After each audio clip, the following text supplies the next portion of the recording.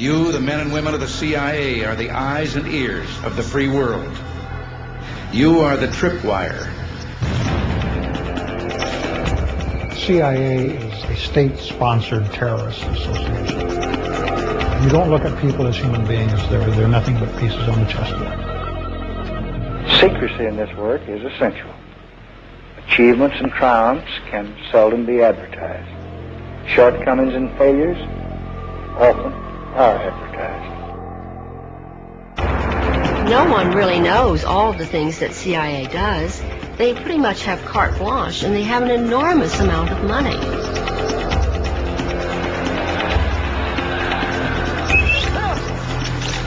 You know, maybe I'm overly naive, but I don't see what would be wrong with that. Now, we need more intelligence, not less. We must not diminish our intelligence. The CIA is not really an intelligence agency. It's a covert action agency. The CIA has been involved in assassination and torture behind the scenes, all through its history. The Cold War is over, but many new dangers have taken its place. The decisive advantage the United States intelligence provides this country is therefore as important as it has ever been.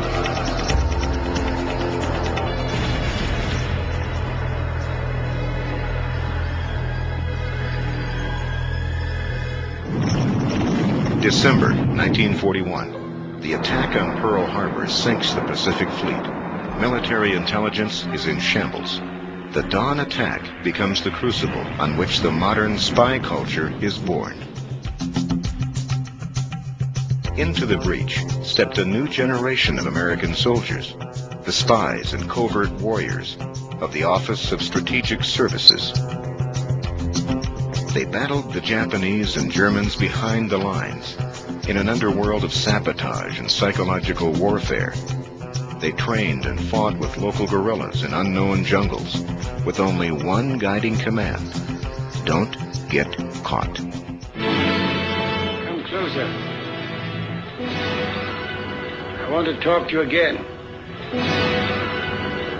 I have a more astonishing tale to tell, almost incredible. Shrouded in the mystery of Oriental ways, mysterious, sinister, evil little men from Japan. It was a simpler time when the nation's enemies were clear. Washington and Hollywood swept into action, inventing the popular culture that has surrounded espionage for half a century. Spy. The mystery, the adventure, the romance. The simple stereotypes of the enemy. Hello, hide pockets. And the fearless hero. You guys have been looking for a war, haven't you? That's right, Rick. That's why we're starting it. You may start it, Joe, but we'll finish it. We had hoped that our wartime ally, the Soviet Union, would join in the efforts of the whole community of nations to build a peaceful world. Instead, the rulers of the Soviet Union have sought to extend the boundaries of their totalitarian control.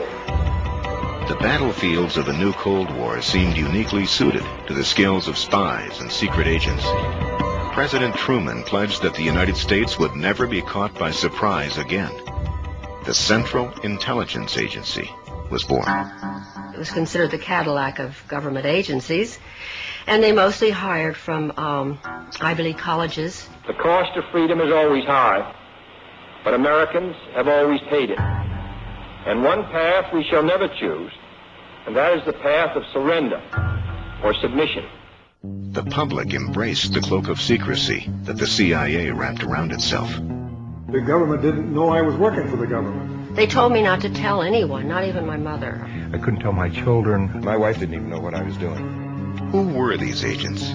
And what were they doing in Guatemala and Iran? How did patriotic Americans from Main Street neighborhoods get caught up in the overthrow of foreign governments? What were they doing in places like Ecuador and Vietnam, where the CIA organized torture and assassination? These are the stories of former agents who dared to break away from the CIA. I was so disillusioned about my country because I believed it was like my country right or wrong, but my country was wrong so much of the time. I've lost my first-class citizenship. I've lost the respect probably of a lot of friends. I've gained a lot of enemies. I think CIA ex-members, somewhat like myself, who leave and tell their stories, it's a very painful process, but I think they are feeling that they're doing a higher duty, if you will. They're not just quitting and leaving and being quiet. They're quitting and expressing their conscience. Here is something that we've done that is terrible, and here's something that must be stopped.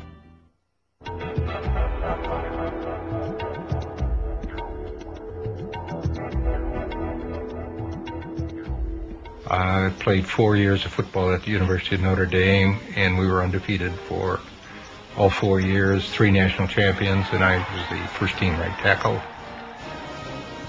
So once when I was cut from the Green Bay Packers, I was recruited by the agency, and I kind of wondered why they recruited me. But when I got down to Washington, I found out that most of those in my class were rejects from the National Football League.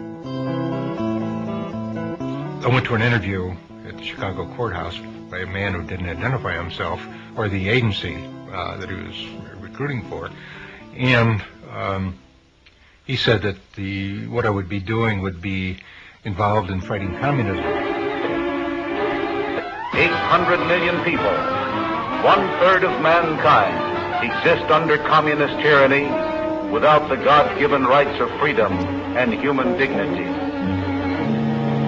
Of course, at that particular period in 1952, this was so much a part of our everyday life. And I said, oh, yes, I very much wanted to be a part of it, very proud to be a part of it. My career in the agency began in 1952, and I stayed in the agency through 1977. In the entire 25 years, I was in the Directorate of Operations, or also known as my second tour in Thailand was probably the most important, where I was assigned to work with the provincial police, which is a 50,000-man national police force, in developing an effort to counter the growing insurgency and to gather intelligence on that insurgency. And the program there was to interview or interrogate everyone in the village over the age of, say, 12.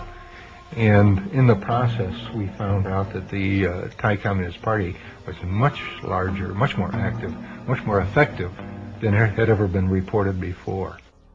My initial reports received glowing commendations from everyone. And then all of a sudden, the program was shut down and I was sent home, and I couldn't understand this. I know now why they didn't want this information to be reported.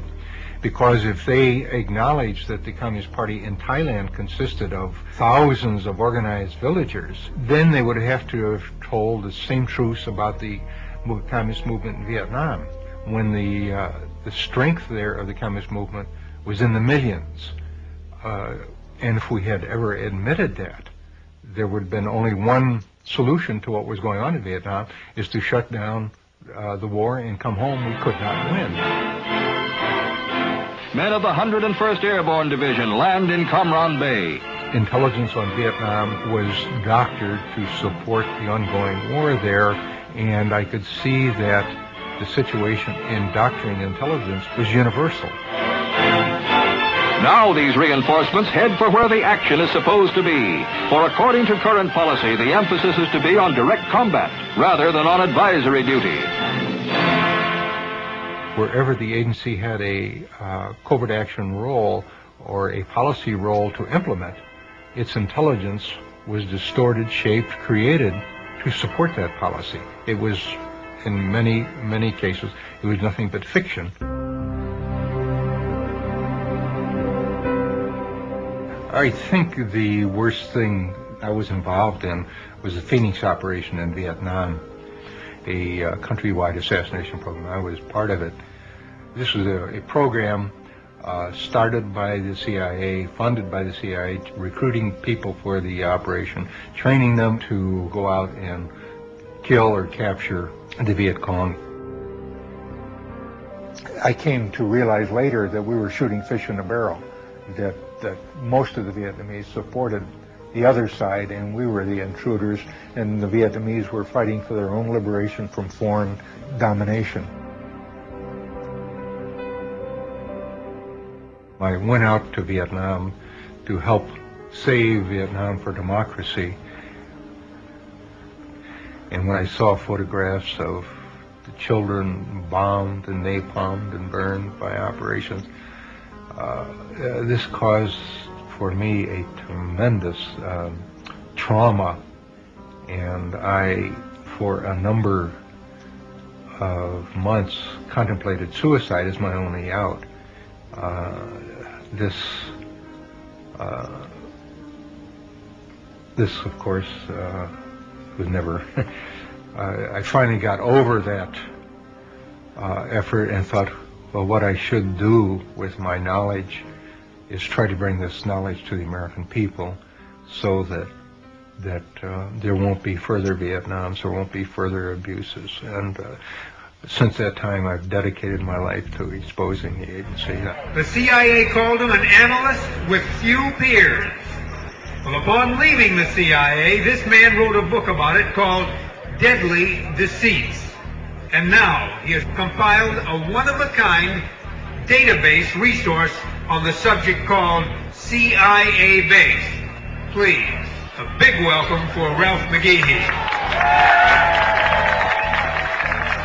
I feel that I am doing what I should be doing, and in that sense I'm happy. I am not happy in the sense that no amount of criticism of the agency, no amount of revelation of its dirty deeds, no amount of exposure of the weaknesses of the agency has weakened the CIA.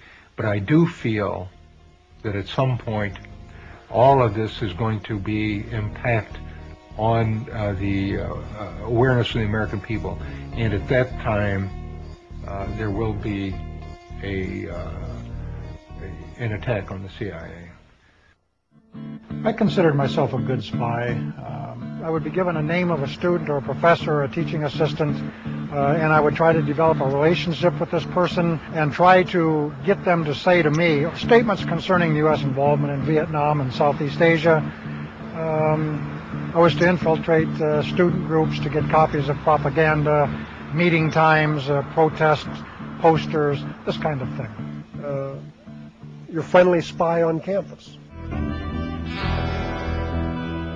The excitement initially came when I was offered the job and told that I was very special, and that played to my patriotism, my ego, my manhood, the whole thing.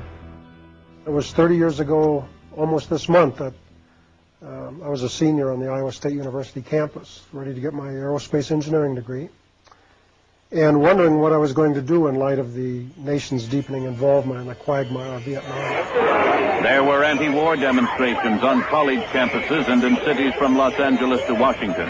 Draft card burnings became common, and the chant of "Hell no, we won't go" was the theme of the protest generation. It was then that the CIA appeared on campus and they began their largest illegal domestic operation in history, called Chaos. The FBI and Hoover thought U.S. college student demonstration against the Vietnam War was being manipulated and funded from abroad. President Johnson didn't believe it, so he actually authorized the CIA to start an illegal covert operation inside the country. And I became the eyes and ears of the CIA on the Iowa State University campus. Iowa State University. The opportunities are here. I initiated files on students of my own interest, even without the CIA's knowledge. There was this young lady who caught my eye on campus, and I tried to date her, and she refused. So I initiated a file on her, and that was personally for my own benefit. I did that for my senior year, and on graduation, I thought my responsibilities at the agency would end when I went to work for McDonnell Douglas in St. Louis. But it didn't work out that way, and eventually I was assigned to Canada. I did that for my senior year, and on graduation, I thought my responsibilities at the agency would end when I went to work for McDonnell Douglas in St. Louis.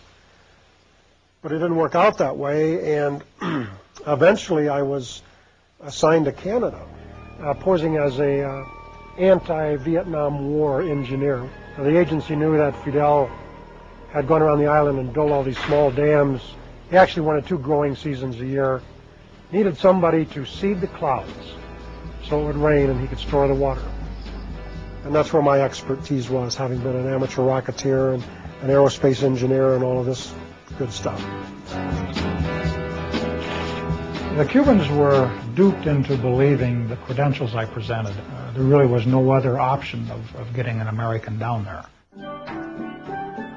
After the October crisis of 1962, Kennedy said that we would never physically invade the island if Khrushchev would remove the ballistic missiles.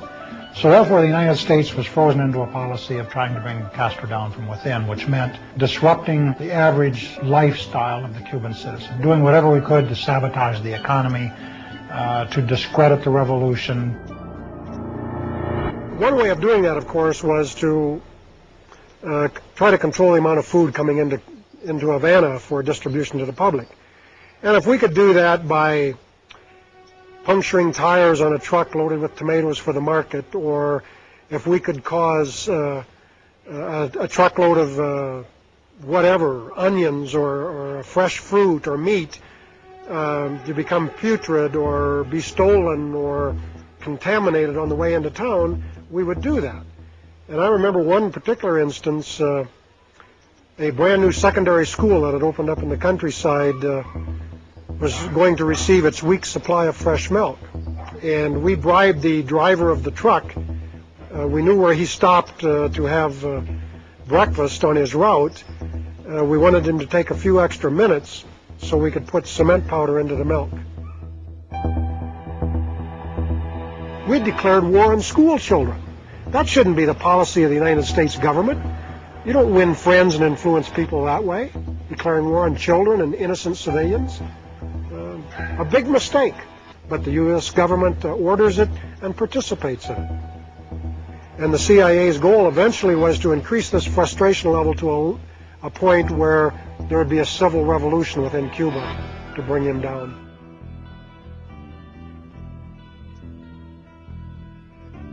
I think from almost the outset I had reservations about what I was doing in Cuba. And that's because, just in general, I didn't enjoy harming people. And I didn't know the Cubans at the time, so I would rationalize myself that, well, this was in the best interests of my country. But as I got to know the Cuban people personally and ended up getting married to a Cuban, I started to change my attitude toward them very quickly. I think the most frightening thing that ever happened to me in Havana was when the Cuban counterintelligence people actually decided they had enough, and they came to my house and detained me. And eventually I was arrested and accused of espionage, even given a fake firing squad. And in spite of all the training I'd had and all the instruction I'd had that you don't get shot, you may be tried, there'll be a lot of publicity, you may even be imprisoned for a while, but eventually you'll be released and exchanged. You forget that when you're actually facing those rifle barrels and you're in a foreign country with no diplomatic mission and nobody there to speak for you. Your knees tremble and you lose bladder control. Very scary. Now, hindsight is something I think we all enjoy, and I just wish we could switch it around and use it as foresight. But in hindsight, yeah, if I could go back and change things, I'd have to go back 30 years to 1965 in my senior year and refuse the offer that was made to me by the CIA and take my chances with the draft and have pursued my engineering career. It certainly would have been a better life than what I had. I wouldn't have the memories that I have of the things that I've done to people and countries, and all of it in the name of the United States and under its flag. For many years, I didn't even tell my friends I worked for the CIA because I was embarrassed. It's colored my life. It always will. It's like a shadow that falls over my life all the time. I still, if I say anything against them, I turn around wondering if I'm being followed.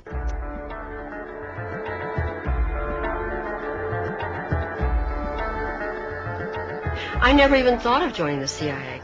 First of all, I thought I probably couldn't get in because it was considered the Cadillac of government agencies, and they mostly hired from Ivy League colleges, and I was just out of high school, went right to work for Veterans Administration, and actually it was the typewriter repairman came in to repair my typewriter one day, and he said, you know, you shouldn't be working here, you should be working at a nicer place. They test you a lot. Huge testing. I mean, when you put into this personnel pool, there are probably 2 or 3 weeks of tests where it's all day long, every single day. And there are IQ tests, there are personality tests. The questions that bothered me the most was when I took the polygraph test. And in the polygraph test, they ask you such incredibly personal questions. For instance, they asked me if I was a virgin. And I was 18. And I thought, what business is it of theirs whether I am or not? And I was rather embarrassed to tell them that I was. Because I don't think any of my girlfriends were. I was raised very strict. There were very few women at CIA who were other than secretaries. It was very sexist. It was the male establishment, the white male establishment. I asked a couple of times why it was that there were no blacks there and why there were no gay people there, although they didn't call them gays in that time. In those days, I think they called them queers in those days. And they said because homosexuals could not be cleared because they could be blackmailed. They said that blacks couldn't be cleared because blacks just weren't, they were just still too primitive. They just weren't usually smart enough. And they didn't have the kind of background that white people had. I mean, I didn't think that much at the time because it was like sort of standard operating procedure. But when I think about it now, I'm really quite shocked how you probably would never get a job if you were black. I was assigned as a secretary in the audio surveillance division. They were experts on listening devices and hidden microphones and that sort of thing. I did also very often help the operatives get the documents that they needed. Once in a while, I'd have to make a quick trip to the State Department to pick up their passports. And sometimes, if we couldn't get the passports in time, then I'd have to go over to Graphic Arts Reproduction Division so that they could forge one for them. Most of them were artists in there, but they were recruited from prisons because they were forgers, and they were master forgers. They were people who knew how to forge money, and they forged all kinds of things. That's how they made their living. And so the FBI would arrest them, and then the CIA would come and spring them. Then I went to technical services, where I was in charge of finding documents that you don't find in libraries, like where you put explosives on a bridge. Where's the best place to put an explosive on a bridge, and what kind of explosive do you have to get that goes underwater without it, destroying its effectiveness. Also, I had to find, one time they wanted me to find out if there was such a thing as a poison that was undetectable, especially one that seemed to mimic a heart attack, that would kill someone, but it would appear that they had a heart attack. I did find such a thing. Does this pistol fire the dart? Yes, it does, Mr. Chairman, and a special one was developed which potentially would be able to enter the target without perception. The poison was frozen into some sort of dart, and then it was shot at very high speed into the person, so when it reached the person, it would melt inside them, and the only thing would be like one little tiny red dot on their body, which was hard to detect. There wouldn't be a needle left or anything like that in the person. But also the toxin itself would not appear in the autopsy? Yes, so that there was no way of perceiving that the target was him. I think the first time that I seriously questioned anything that was more than I just couldn't take it anymore was when I came across this document. It was eyes only, and it was to my boss, but he only had one hand and a hook in the other hand, so I always opened all of his mail and his packages and so forth. And this one, he wasn't in the office. I opened it and I read it. It said eyes only. I wanted to read it because I wasn't supposed to, probably. And it was a report about a mission where they had blown up a bridge in Asia somewhere, and they had killed a number of women and children who were on their way to market that morning. It was reported as though they were really proud, mission accomplished. That one bothered me a lot. When my boss came in, I gave him his mail and I mentioned this, and I said, "This is wrong. These women hadn't done anything. These children didn't deserve to die. Why did we do that?" And he said, that's the fortunes of war. And I said, "But we're not at war. We're certainly not at war in that country. Why did we do that? I don't understand it." And he said, "Well, you're very young. When you get older, you'll understand those things." I think probably all of us became addicted to the danger, to the intrigue. It was living a fantasy. It was actually living a fantasy and being on the inside. And it was very hard to leave, even though I felt that they did wrong, and I would never, ever work for an agency like that now, because I realized that it wasn't because I was a child or I was so young. It was because it was wrong. But at the time, it was really exciting. After that, there was no other job I could have ever again in my life that would be that exciting. I knew that. During this period in Ecuador, I got involved in all these different types of operations. I was running around here, running around there, working with the police intelligence and military intelligence, falsifying documents as provocations to get people landed in jail. Running a surveillance team, which was a team that would follow people around in the streets. They had radio communications with vans. It was very exciting at first. And you had, at 25, 26, 27 years old, you had this sense of power, which is intoxicating, really, for such a young person.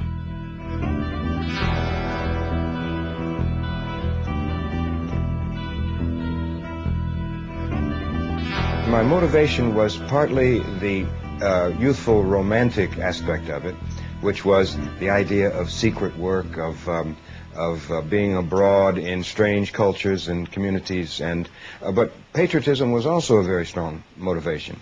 It was a period in which we still had to do compulsory military service, and the draft was breathing down my neck, and I had to do it one way or another. And the CIA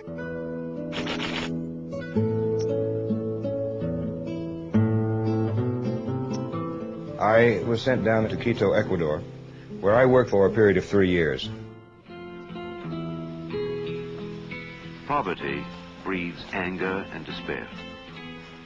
Anger and despair are ingredients of violence, of lawlessness, of revolt. And our job was to squelch or impede the influence of the Cuban Revolution throughout Latin America, because the Cuban Revolution had such an impact in Latin America. And in practically every Latin American country, there were people who went into armed struggle at that period to emulate the Cubans, hoping that they too could overthrow the traditional ruling power structure in their countries, in which very few families controlled the land and the wealth, and that meant that a very large proportion of the population was marginalized. They didn't count. Here, as in so many other places on this troubled earth, can be seen the conditions that give rise to conflict, to riot and revolution. Here can be found the familiar challenges that threaten the future of us all. We are here. When I was working in Uruguay, it was a complicated period. The trade unions and students were out in the streets all the time, and there was a state of siege imposed. And we wanted to stop these lightning demonstrations, which were making our police look bad. And so one of the leaders of these squads of the Communist Party was Oscar Bonaudi. And I had him arrested. It was supposed to be simply preventive detention. But on that Sunday morning, I knew he was under arrest, and I didn't know what was happening, but we were sitting in the room as the chief of police was reading a document I had written to attribute all this violence and unrest and strikes to the Soviets. It was false, but it was very credible the way I'd written it. And then the sounds began to come through the walls, and it was a low moaning sound, and I wondered to myself as it got louder and louder, and the chief was embarrassed, whether it was the guy whose name I had given. And he told me the story that yes, it was Bonaldi, and that one of the most sadistic of the high-level police officers had ordered his interrogation and torture that Sunday morning. But it was a horrible sound. I'll never forget it. It's just awful to hear that moaning and groaning and screaming coming through the walls. I began to question the work. The initial thrill of being on the inside, of having this secret power, of knowing things that individuals and governments try to hide, had faded. By the time I got to Mexico, I already had all the political reasons to leave. I met an American woman who had lived in Mexico for many years. This would be October of 1967. And at dinner, she suddenly went into a tirade about Che Guevara because he had just been killed. He'd been captured and executed. And it was just out in the papers that day. And so she was furious. She went into this tirade about this horrible, stinking CIA that had murdered the best hope for Latin America in generations.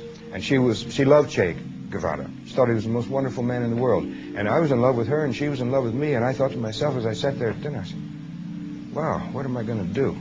And so the upshot is that she was the personal factor which led me actually to say, I'm quitting now.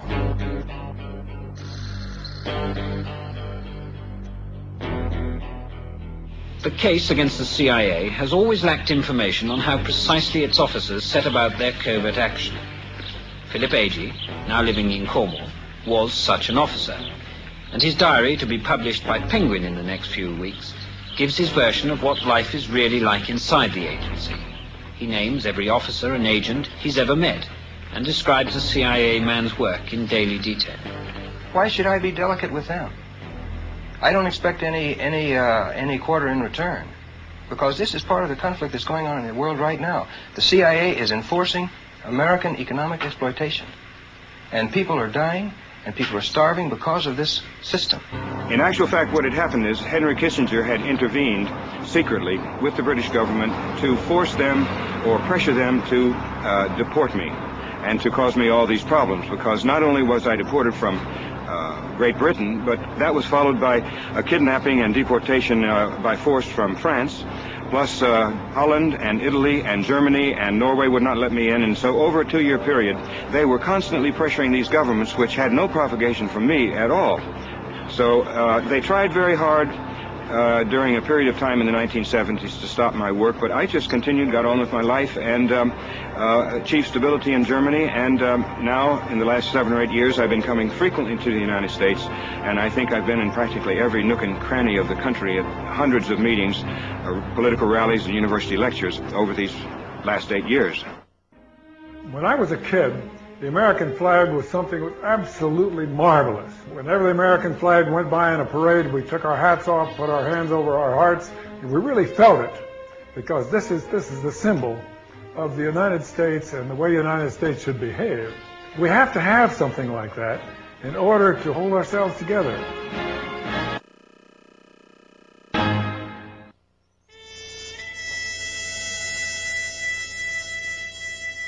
In those days, the Depression was really seriously affecting everybody, and me too.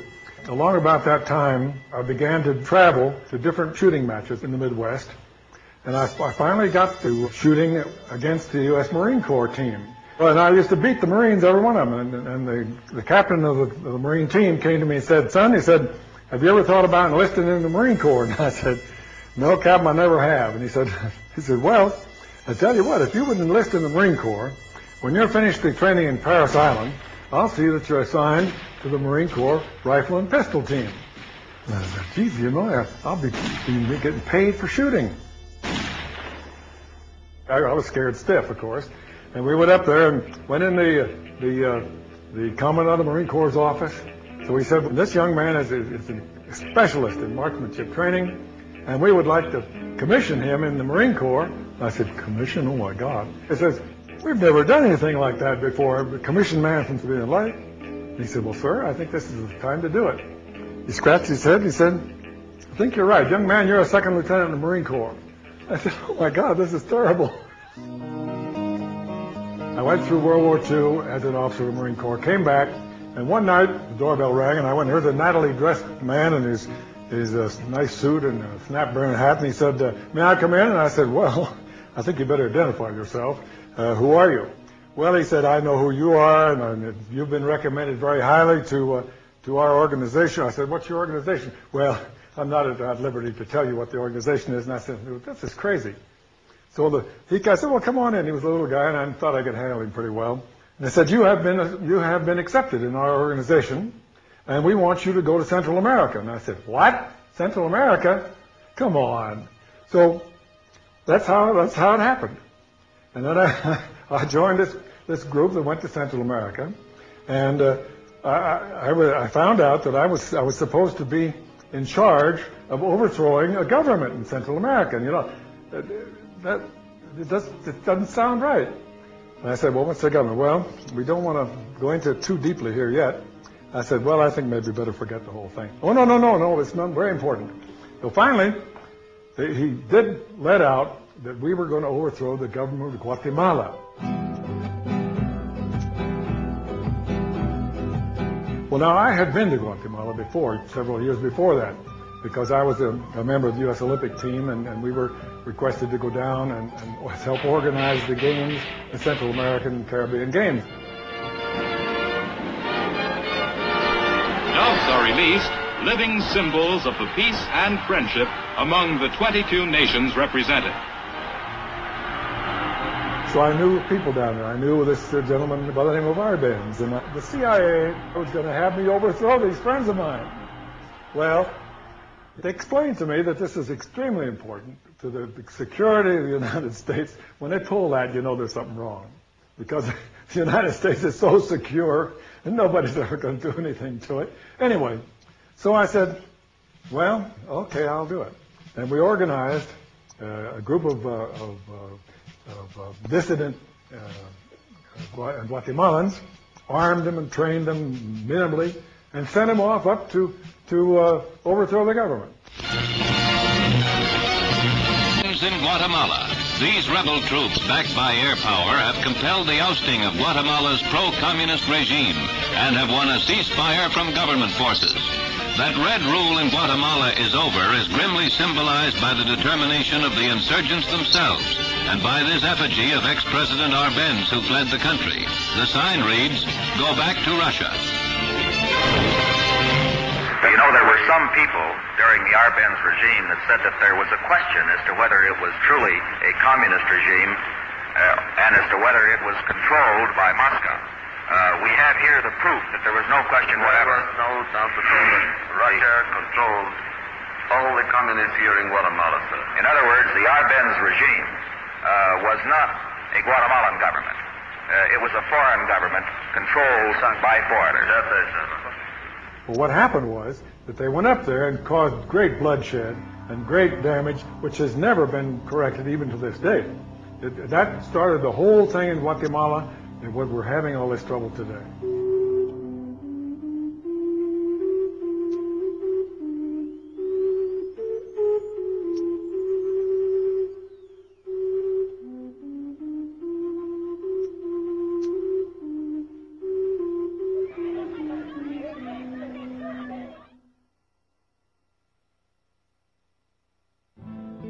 The only thing that can be done, of course, is to work with our Congress, because everything that happens in Latin America or any place else in the world begins in our Congress. Now look, are you in favor of killing somebody that you don't know? Are you in favor of torturing somebody? Are you in favor of locking people up in dungeons and things? Are you really in favor of that? Because I don't think you are. And I think I can get that across pretty well if I get a chance to talk to them like that. I feel that because of the problems that I went through, the realizations that I came to, the efforts that I've taken to counter, people may call it this monster, that I am contributing so much now that I could not have contributed had I not joined the agency. There's no way I can make amends, but certainly helping in this effort to expose the abuses of our intelligence services, perhaps in some small way will help pay that debt.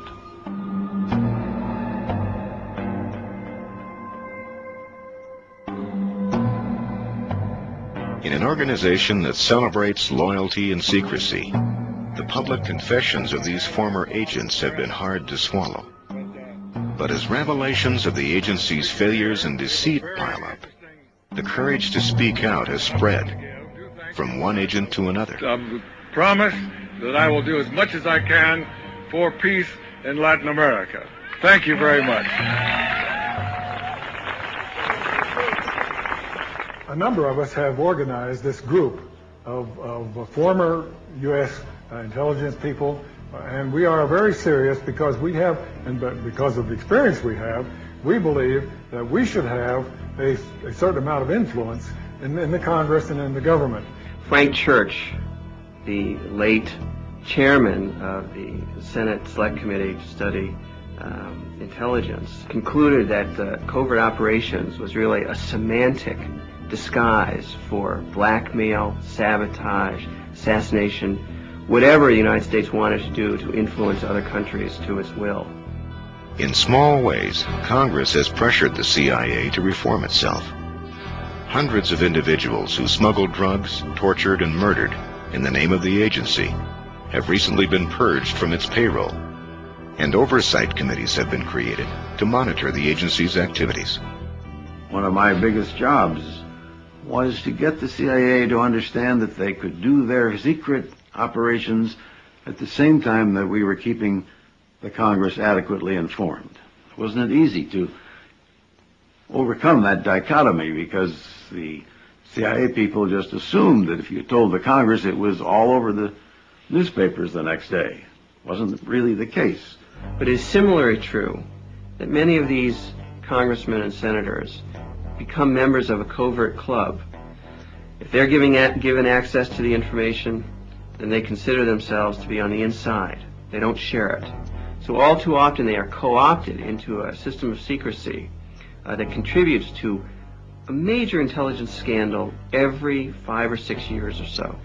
The great problem of the Central Intelligence Agency today is that it completely missed the end of the Cold War. For 25 years, it reported everything there was to know about the Soviet Union, excepting the fact that it was collapsing.